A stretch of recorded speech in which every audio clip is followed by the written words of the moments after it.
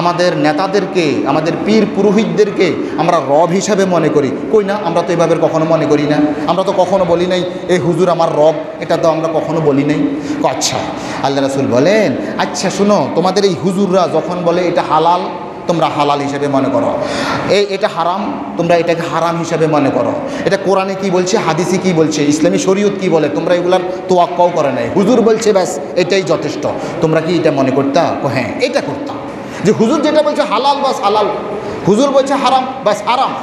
কোরআনে কি আছে, হাদিসে কি আছে, শরীয়তে কি আছে, আমরা এগুলো দেখার কোনো প্রয়োজন মনে করি নাই। এটাই হচ্ছে তোমাদের এই হুজুরদেরকে রব হিসেবে মেনে নেয়ার নামান্তর। তাহলে দেখেন, আমি হুজুরও যদি, সাইফুল ইসলাম যদি বলি যে এটা হালাল, আসলে হালাল কিনা, আপনাদের সেই যোগ্যতা থাকতে হবে যে হুজুর এই কথাটা বলছে, হুজুর প্রমাণ দেন তো দেখি, কোরআনুল কারীম থেকে একটা রেফারেন্স বলেন তো দেখি, শরীয়তের কোন মাসালায় বলছে এটা হারাম, একটু হারামের একটা দলিল দেন তো দেখি, হালালের একটা দলিল দেন তো দেখি। এটা আপনাদের অধিকার। আমি শুধু বলে গেলেই আপনারা শুধু সেটাকে হালাল মনে করবেন, হারাম মনে করবেন, বিষয়টা এমনটি না। কেমন? ঠিক আছে। কবরের 3টি প্রশ্নের ব্যাখ্যা। দুনিয়াতে ঈমান এবং আমল ঠিক করতে হবে। ঈমানের প্রশ্ন আমাদেরকে করা হবে কবরের মধ্যে, সেখানে 3টা প্রশ্ন করা হবে। ঈমান বিষয়ক 3টা প্রশ্ন। মার রব্বুকা, ওমা দীনুকা, ওমান হাজার রাজুলু আল্লাযী বুইসা ফীকুম। ঈমান বিষয়ক 3টা প্রশ্ন কোথায় করা হবে বলেন তো দেখি? কবরে। এরপরে আমলের 5টা প্রশ্ন করা হবে হাসরে। মারা যাওয়ার পরপরই আল্লাহ তাআলা আমাদেরকে কবরের মধ্যে 3টা প্রশ্ন করাবেন। আর কিছুদিন আমাদেরকে ঘুমের মধ্যে রাখবেন, যিনি যে অবস্থায় রাখবেন, আলিমুল গায়ব আল্লাহ তাআলা যেভাবে আমাদেরকে রাখেন। এরপরে আমাদেরকে হাসরের ময়দানে উঠতে হবে। সেই হাসরের ময়দানে আমাদেরকে 5টা প্রশ্নের উত্তর না দিয়ে কেউ, কোনো বনি আদম 1 কদম সামনে বাড়াবে এটার ক্ষমতা থাকবে না। তাহলে কবরের মধ্যে কয় প্রশ্ন? 3 প্রশ্ন। হাসরে কয় প্রশ্ন? কবরের মধ্যে কোন বিষয়ে? ঈমান বিষয়ে। হাসরে কোন বিষয়ে? আমল বিষয়ে। বোঝা গেল? টোটাল প্রশ্ন কয়টা? 5 আর 3 কয়টা? 8টা প্রশ্নের উত্তর আমাদেরকে দিতে হবে আখিরাতের ময়দানে। হাসরের ময়দানে 5টা প্রশ্ন কি? আল্লাহ রাসূল আলাইহিস সালাতু ওয়াস সালাম বলছেন, আন উমরিহি ফীমা আফনাহ। তার জীবন সম্পর্কে জিজ্ঞেস করা হবে, তার জীবনটা কোন কাজে সে খরচ করেছে।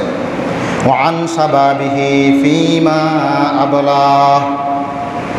বিশেষ করে যৌবন কাল সম্পর্কে জিজ্ঞেস করা হবে, তোমার জোয়ান্তি কালটা কোন কাজে খরচ করেছিলে, কোন পথে খরচ করেছিলে। এটা কি মসজিদে খরচ করেছিলে, নাকি চায়ের দোকানে, আড্ডাবাজিতে, তাস খেলার মধ্যে, মদের আড্ডায়, সিনেমা হলে, কোন জায়গায় তুমি তোমার জোয়ান্তি কালটা খরচ করেছো? 2টা প্রশ্ন।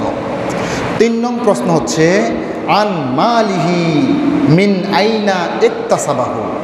তার মাল সম্পর্কে জিজ্ঞাসা করা হবে। এই মালটা টেন্ডারবাজির মাধ্যমে ইনকাম করা হয়েছে, কমিশনের মাধ্যমে ইনকাম করা হয়েছে, হাজারো মানুষের মাথার মধ্যে বাড়ি দিয়ে ইনকাম করা হয়েছে।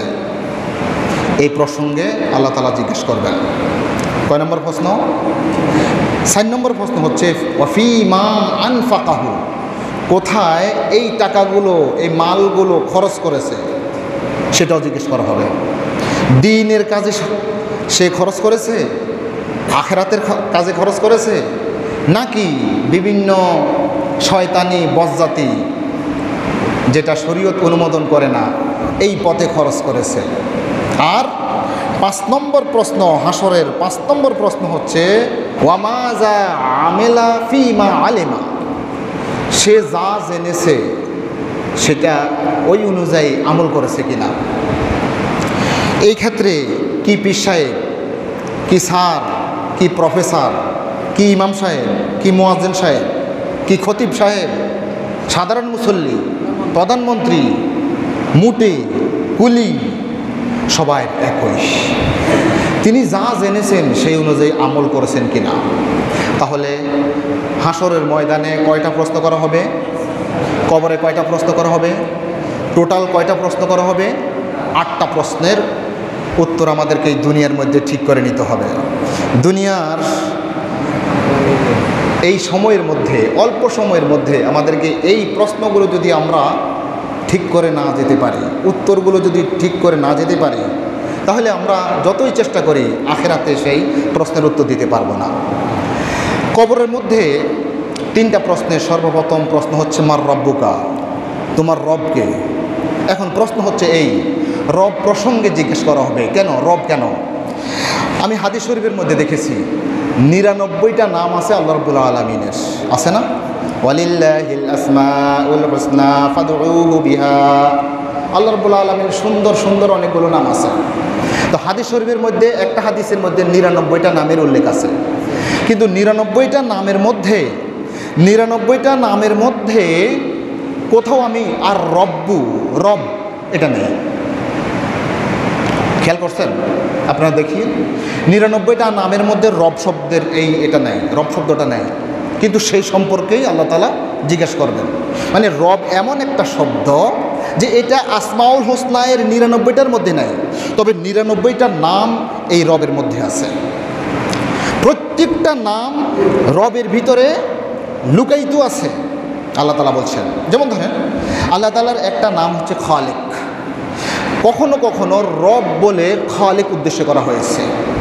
কোরআনুল কারীমের মধ্যে আমি আপনাদেরকে গত সপ্তাহে অনেক একটা পরিসংখ্যান দিয়েছিলাম যে কতবার আল্লাহ তাআলা রবের নাম উল্লেখ করেছেন। তো রবের একটা অর্থ হচ্ছে খালেক মানে সৃষ্টিকর্তা। প্রতিটি কথার কোরআনুল কারীম থেকে দলিল দেওয়ার চেষ্টা করব। রব মানে কি? সৃষ্টিকর্তা, 1 নম্বর অর্থ। প্রমাণ ইকরা বিসমি রাব্বিকাল্লাযী খলাক, পড়ুন আপনার রবের নামে যিনি সৃষ্টি করেছেন। দেখেন রবের নামে পড়ুন, রবকে ব্যাখ্যা করে দেয়া হচ্ছে যিনি সৃষ্টি করেছেন। তাহলে যিনি সৃষ্টি করেন, যিনি সৃষ্টিকর্তা, তিনার নাম হচ্ছে রব। তাহলে রবের একটা অর্থ হচ্ছে সৃষ্টিকর্তা। 1 নম্বর অর্থ কি বলেছি? রবের অর্থ খালিক। 2 নম্বর অর্থ হচ্ছে রব শব্দের অর্থ হচ্ছে মালিক। আসমাউল হোসনা 99টা নামের মধ্যে একটা নাম হচ্ছে আল্লাহ তাআলার মালিক। মালিক মানে অধিপতি, মালিক মানে রাজত্ব, অধিপতি। এই মালিক নামে রবের যে অর্থ সেটি আপনি কোথায় পাবেন? সূরা কুরাইশের মধ্যে আপনি পাবেন ফালিয়াবুদু রাব্বা হাযাল বাইত, ফালিয়াবুদু রাব্বা হাযাল বাইত। তারা যেন এই ঘরের মানে বাইতুল্লাহ শরীফের এই ঘরের রবের ইবাদত করে। তাহলে রবের বলতে এখানে মালিকের ইবাদত করে, এই ঘরের মালিকের ইবাদত করে। কেমন? ঠিক আছে। এরপরে 3 নম্বর অর্থ রবের, সেটা হচ্ছে রাজ্জাক, যিনি রিজিক দেন। ক্ষুধার্ত হলে যিনি রিজিক দেন, যিনি খাওয়ান, তিনার নাম হচ্ছেন রব। তো যিনি খাওয়ান তিনার নাম হচ্ছে রাজ্জাক। এই রাজ্জাকটা রবের ভিতরে আছে, এই রব দিয়ে রাজ্জাক বোঝানো হয়। কোথায় পাবেন? সেটাও আপনি সূরা কুরাইশের মধ্যেই পাবেন। আল্লাযী আত'আমাহুম মিন জু'ইন ওয়া আমানাহুম মিন খাউফ। সেই রবের আরও ব্যাখ্যা করা হচ্ছে যে আল্লাযী আত'আমাহুম, যিনি তাদেরকে খাওয়ান, মিন জু', ক্ষুধার্ত অবস্থায়, ওয়া আমানাহুম মিন খাউফ, এবং ভয় ভীতি থেকে নিরাপত্তা দান করেন। তাহলে এই আয়াতের মধ্যে আমরা পাচ্ছি রবের অর্থ হচ্ছে রাজ্জাক। কয়টা অর্থ পাইলাম? 3টা অর্থ পাইলাম। 4 নম্বর অর্থ হচ্ছে রব শব্দের অর্থ লালন পালনকারী, প্রতিপালনকারী। এটা অবশ্য আমরা অনেকেই জানি। আলহামদুলিল্লাহি রাব্বিল আলামিন, এই রব্বুল আলামিন যিনি লালন পালন করেন বিশ্ব জগৎকে, যত কিছু সৃষ্টি আছে সকল সৃষ্টির যিনি লালন পালন করেন ওনার নাম হচ্ছে রব। তাহলে রবের একটা অর্থ হচ্ছে কি? লালন পালনকারী। আবার আমরা যখন আমাদের পিতামাতার জন্য দোয়া করি সেখানে বলি রব্বিরহামহুমা কামা রব্বায়ানি সগীরা। হে আল্লাহ, আপনি আমার পিতামাতাকে এমনভাবে লালন পালন করেন যেভাবে তিনারা আমাকে ছোট অবস্থায় লালন পালন করেছে। তাহলে রবের 4র্থ নম্বর অর্থ কি? লালন পালনকারী। 5 নম্বর অর্থ রবের, রব শব্দের অর্থ হচ্ছে হাকিম, বিধানদাতা, যিনি বিধান দেন, ইনার নাম হচ্ছে হাকিম। আর এই হাকিম অর্থ, রবের অর্থ হচ্ছে হাকিম। এই হাকিম অর্থে যেটা আল্লাহ রাব্বুল আলামিন অর্থ বুঝিয়েছেন সেটি হচ্ছে ক্বালা ফামার রাব্বুকুমা ইয়া মূসা। ফিরআউন মূসা আলাইহিস সালামকে বলতেছে, এই মূসা তোমার রব কে? ক্বালা ফামার রাব্বুকুমা ইয়া মূসা ক্বালা রাব্বুনাল্লাযী আ'তা কুল্লা শাইইন খালকাহু সুম্মা হাদা। আমার রব হচ্ছেন তিনি যিনি সব কিছুকে কি দিয়েছেন, রব্বুনাল্লাযী আ'তা কুল্লা শাইইন, সব কিছুই দান করেন, সুম্মা হাদা, অতঃপর তিনি পথ দেখান, পথ প্রদর্শন করেন, বিধিবিধান যিনি দেন, ইনার নাম হচ্ছে রব। রবের কয়টা অর্থ করলাম? মোট 5টা অর্থ করলাম।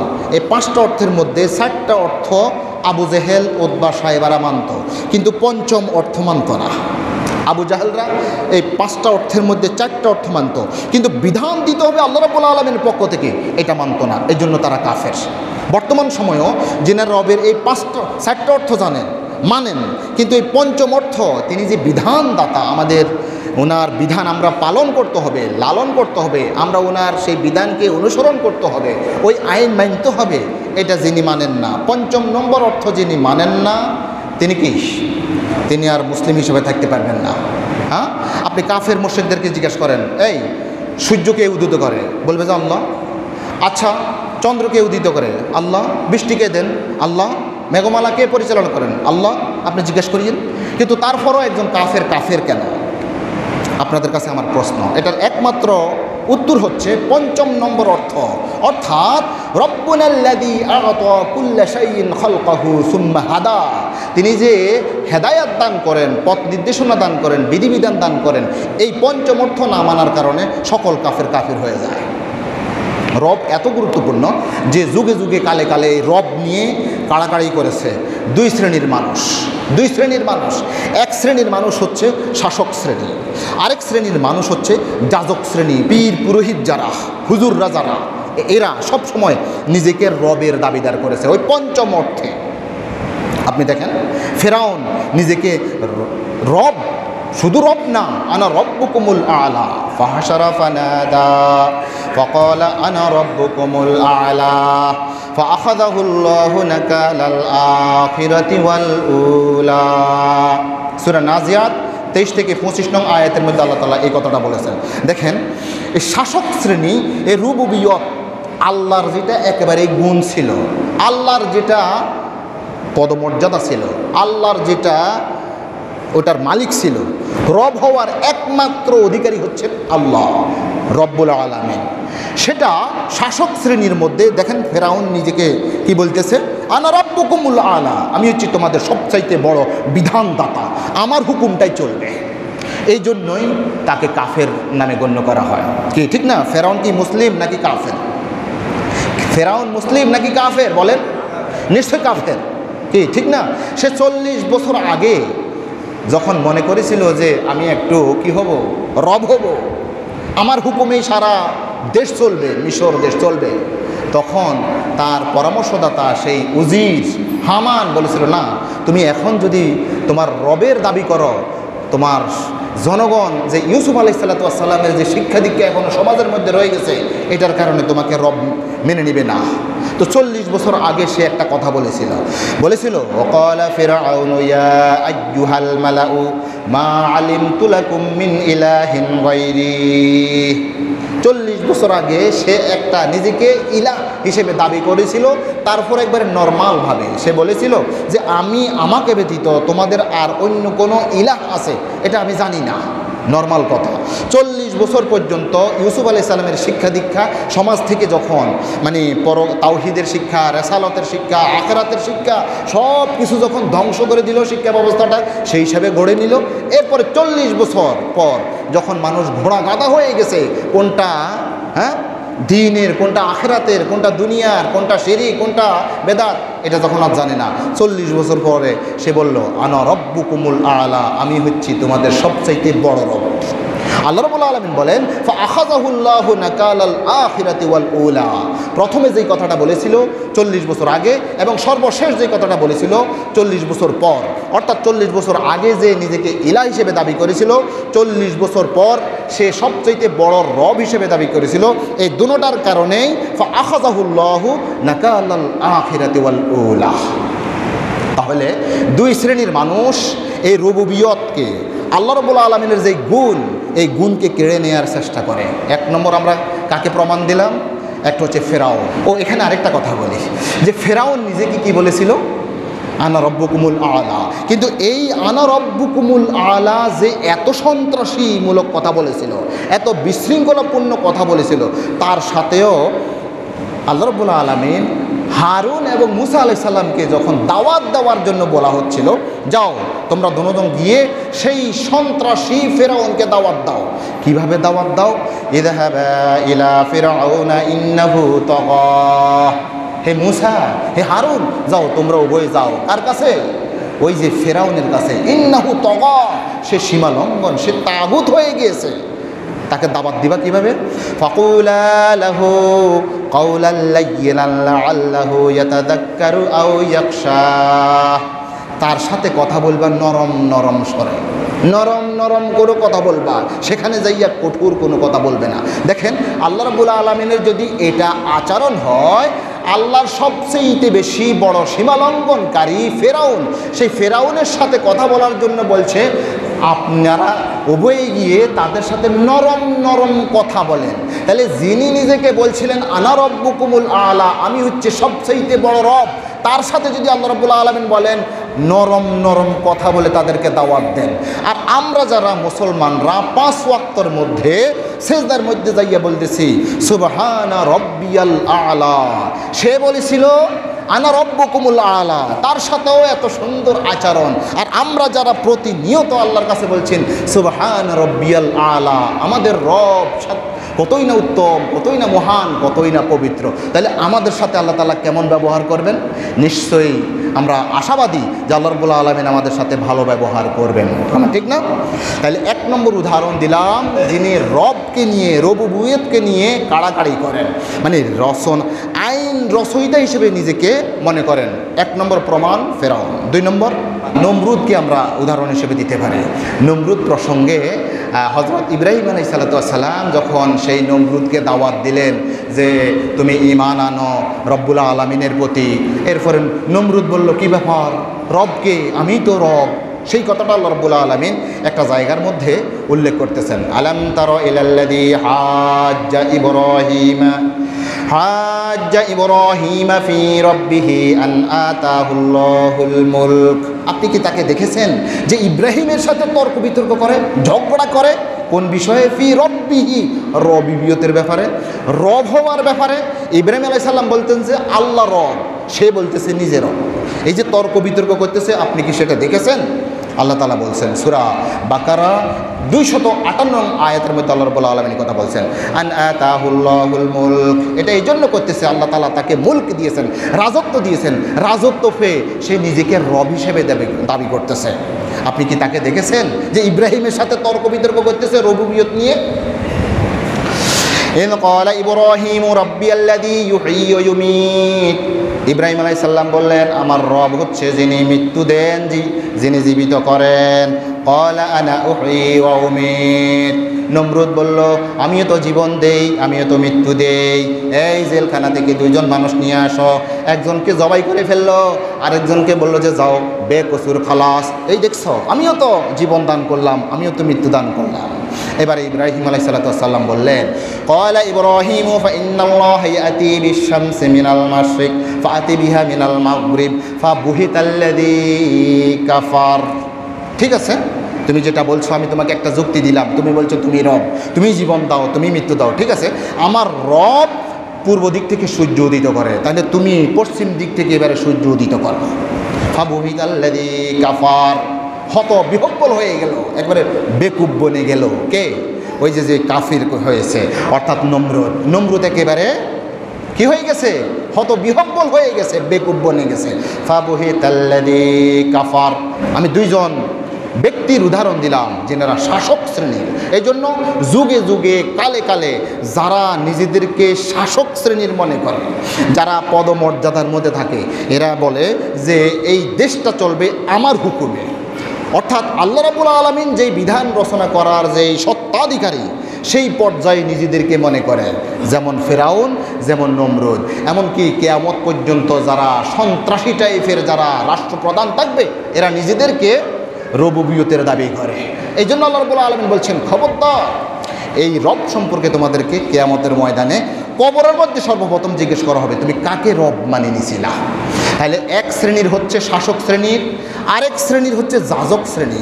যাজক মানে পীর পুরোহিত, যারা এই হুজুররাও নিজেদেরকে অনেক সময় রবুবিয়তের দাবি করে, যে আমরাই রব, আমাদের হুকুমেই চলবে, তোমরা আমাদের হুকুমেই উঠবে বসবে, তোমরা আমাদের হুকুমটাই মানবে, কোরআনের মধ্যে থাকুক আর নাই থাকুক, আমি যা বলছি সেটাই তোমাদের জন্য শরীয়ত, এটাই মানবা। কি দেখেন না বর্তমান সময়ে হুজুররা, কিছু কিছু হুজুরদের কথা এমনভাবে বলে যে যেন আল্লাহর কোনো ক্ষমতাই নেই, রাসূলেরও কোনো ক্ষমতাই নেই, সব ক্ষমতা ওই যে খাজার কাছে, খাজা আজমিরে শুয়ে আছে, কেউ যদি সেখানে যাইয়া কেউ ফিরে না খালি হাতে খাজা বাবার দরবার হতে, ঠিক না? আল্লাহ গেছে, আল্লাহর দন রাসূলকে দিয়া আল্লাহ গেছেন গায়েব হইয়া, রাসূলের দন খাজাকে দিয়া খাজা রইলেন আজমিরে, কেউ ফিরে না খালি হাতে খাজা তোমার দরবারে, ঠিক না? আপনি দেখেন এই যে আল্লাহ রাব্বুল আলামিন যে রব্বুল আলামিন, এটাকে একবারে কেমন ছোট করে ফেললো না? এটা কে বলতেছে? এই হুজুররা বলতেছে। হুজুররা নিজেদেরকে রবুবিয়তের সে আসনের মধ্যে রেখেছেন। আবার কিছু কিছু হুজুর দেখবেন, এরা বলবে, ওয়াজের মধ্যে বলবে যে আসুন বাবারা, আমার এই দলের মধ্যে যদি আসেন তাহলে আমার বাবা দাদা এই যে জাহাজে করে আপনাদেরকে জান্নাত পর্যন্ত নিয়ে যাবে। হ্যাঁ, ঠিক না? এরাও নিজেদেরকে রবের সেই কাতারে নিজেদেরকে ভাবে। নাউযুবিল্লাহি মিন যালিক। তাহলে শাসক শ্রেণী, 2 নম্বর হচ্ছে যাজক শ্রেণী। যাজক শ্রেণীও নিজেদেরকে কি করে? নিজেদেরকে রবের সেই কাতারে নিয়ে যায়। ইত্তাখাযু আহবারাহুম ওয়া রুহবানাহুম আরবাবাম মিন দুনিল্লাহ ওয়াল মাসীহ ইবনে মারইয়াম ওয়া মা উমিরু ইল্লা লিয়াবুদু ইলাহান ওয়াহিদা। আল্লাহ তাআলা বলছেন, এই সাধারণ পাবলিক, ইত্তাখাযু আহবারাহুম ওয়া রুহবানাহুম, সাধারণ পাবলিক তাদের পীর পুরোহিতদেরকে, এই হুজুরদেরকে, খতিবদেরকে কি করে? আরবাব, রব হিসাবে মনে করে। যে না, হুজুর যেটা বলছে মনে হয় এটাই সঠিক, আমাদের বিরুদ্ধে যাচ্ছে কথাগুলো। আরবাবাম মিন দুনিল্লাহ, আল্লাহ ছাড়া এই হুজুরদেরকে, খতিব সাহেবদেরকে, পীর পুরোহিতদেরকে রবের কাতারে মনে করে। ওয়াল মাসীহ ইবনে মারইয়াম ওয়া মা উমিরু ইল্লা লিয়াবুদু ইলাহান ওয়াহিদা, অথচ তাদেরকে নির্দেশ দেওয়া হয়েছে একমাত্র আল্লাহ রাব্বুল আলামিনেরই ইবাদত করা, কিন্তু তারা সেটা না করে মানুষরা এই হুজুরদেরকে রব হিসেবে গ্রহণ করে নিয়েছে। এই আয়াত যখন নাজিল হলো, আদি বিন হাতেম তায়েশ, আদি বিন হাতেম তিনি আল্লাহ রাসূলের কাছে এসে বললেন, ইয়া রাসূলুল্লাহ, আপনি বললেন, তিনি তখনও কি ছিলেন? তিনি তখনও আহলে কিতাব ছিলেন, খ্রিস্টান ছিলেন। তিনি এসে আল্লাহ রাসূলের কাছে বিনয়ের সাথে বললেন, ইয়া রাসূলুল্লাহ, ইয়া মুহাম্মদ সাল্লাল্লাহু আলাইহি ওয়াসাল্লাম, আপনি যে বললেন যে খ্রিস্টানরা মানে আমরা আমাদের নেতাদেরকে, আমাদের পীর পুরোহিতদেরকে আমরা রব হিসাবে মনে করি, কই না, আমরা তো এভাবে কখনো মনে করি না, আমরা তো কখনো বলি নাই এই হুজুর আমার রব, এটা তো আমরা কখনো বলি নাই। আচ্ছা, আল্লাহ রাসূল বলেন, আচ্ছা শুনো, তোমাদের এই হুজুররা যখন বলে এটা হালাল, তোমরা হালাল হিসেবে মনে করো, এটা হারাম, তোমরা এটাকে হারাম হিসাবে মনে করো, এটা কোরআনে কি বলছে, হাদিসে কি বলছে, ইসলামী শরীয়ত কি বলে, তোমরা এগুলার তোয়াক্কাও করে নাই, হুজুর বলছে ব্যাস এটাই যথেষ্ট, তোমরা কি এটা মনে করতা? হ্যাঁ, এটা করতাম। যে হুজুর যেটা বলছে হালাল বাস হালাল, হুজুর বলছে হারাম বাস হারাম, কোরআনে কি আছে, হাদিসে কি আছে, শরীয়তে কি আছে, আমরা এগুলো দেখার কোনো প্রয়োজন মনে করি নাই। এটাই হচ্ছে তোমাদের এই হুজুরদেরকে রব হিসেবে মেনে নেয়ার নামান্তর। তাহলে দেখেন, আমি হুজুরও যদি, সাইফুল ইসলাম যদি বলি যে এটা হালাল, আসলে হালাল কিনা, আপনাদের সেই যোগ্যতা থাকতে হবে যে হুজুর এই কথাটা বলছে, হুজুর প্রমাণ দেন তো দেখি, কোরআনুল কারীম থেকে একটা রেফারেন্স বলেন তো দেখি, শরীয়তের কোন মাসালায় বলছে এটা হারাম, একটু হারামের একটা দলিল দেন তো দেখি, হালালের একটা দলিল দেন তো দেখি। এটা আপনাদের অধিকার। আমি শুধু বলে গেলেই আপনারা শুধু সেটাকে হালাল মনে করবেন, হারাম মনে করবেন, বিষয়টা এমনটি না। কেমন? ঠিক আছে? আরেকটা আয়াতের মধ্যে আল্লাহ তাআলা বলছেন, কুল ইয়া আহলাল কিতাবি তাআলাউ ইলা কালিমাতিন সাওয়াইন বাইনানা ওয়া বাইনাকুম আল্লা না'বুদা ইল্লাল্লাহ ওয়া লা নুশরিকা বিহি শাইআ ওয়া লা ইয়াত্তাখিযা বা'যুনা বা'যান আরবাবাম মিন দুনিল্লাহ ফাইন তাওয়াল্লাউ ফাকুলু আশহাদু বিআন্না মুসলিমুন। আল্লাহ রাসূলকে আল্লাহ তাআলা বলছেন, কুল ইয়া আহলাল কিতাব, হে রাসূল আপনি বলে দেন, হে আহলে কিতাব, যাদের উপর কোরআন, যাদের উপর আসমানি কিতাব নাজিল হয়েছে, খ্রিস্টানরা, ইহুদিরা, এই আসো, তাআলাউ ইলা কালিমাতিন সাওয়াইন বাইনানা ওয়া বাইনাকুম, তোমরা এমন কালিমার দিকে আসো যেটা আমরাও মান্য করি তোমরাও মান্য করো, আল্লাহ না'বুদা ইল্লাল্লাহ, সেটা হচ্ছে একমাত্র আল্লাহ রাব্বুল আলামিনের ইবাদত করব, ওয়ালা নুশরিক বিহি শাইআ, এবং আল্লাহর সেই ইবাদতের মধ্যে আর কাউকে শরীক করব না, ওয়ালা ইয়াত্তাখিযা বা'যুনা বা'যান আরবাবাম মিন দুনিল্লাহ, আল্লাহ ছাড়া আর আমরা একে অপরকে আমরা রব হিসাবে মেনে নেব না, ওয়ালা ইয়াত্তাখিযা বা'যুনা বা'যান আরবাবাম মিন দুনিল্লাহ, আমরা একে অপরকে রব হিসেবে মেনে নেব না। তোমরা তো একে অপরকে রব হিসেবে মেনে নিয়েছ, আসো আমরা আল্লাহ ছাড়া আর কাউকে রব হিসেবে অন্য কাউকে মনে করব না, এই কালেমার দিকে তোমরা আসো। ফাইন তাওয়াল্লাউ ফাকুলু আশহাদু বিআন্না মুসলিমুন, যদি এই কথার উপর তারা যদি আসে, যদি মুখ ফিরিয়ে নেয় তাহলে তোমরা বলো ফাকুলু আশহাদু বিআন্না মুসলিমুন, আমরা মুসলিমদের অন্তর্গত। সুতরাং সর্বান্তকরণে যিনি আল্লাহ রাব্বুল আলামিনকে বিধানদাতা হিসাবে মেনে নিবে, তিনি একমাত্র আল্লাহ তাআলাকে রব হিসাবে মেনে নেবেন। আর যিনি এই দুনিয়ার জীবনের মধ্যে আল্লাহই হচ্ছে সর্বশেষ চূড়ান্ত পর্যায়ের রব, তিনি ছাড়া আর কোনো রব নাই, তিনি ছাড়া আর কোনো বিধানদাতা নাই, এটা যিনি এই দুনিয়ার মধ্যে মজবুতভাবে আকীদা বিশ্বাস রাখবেন, তিনি পরকালের মধ্যে কবরের মধ্যে যখন ফেরেশতা বলবে মার রব্বুকা, তখন বলবে রব্বি আল্লাহ। এটা যদি না হয় তিনি রব্বি আল্লাহ এটা বলতে পারবেন না। 1 নম্বর প্রশ্ন।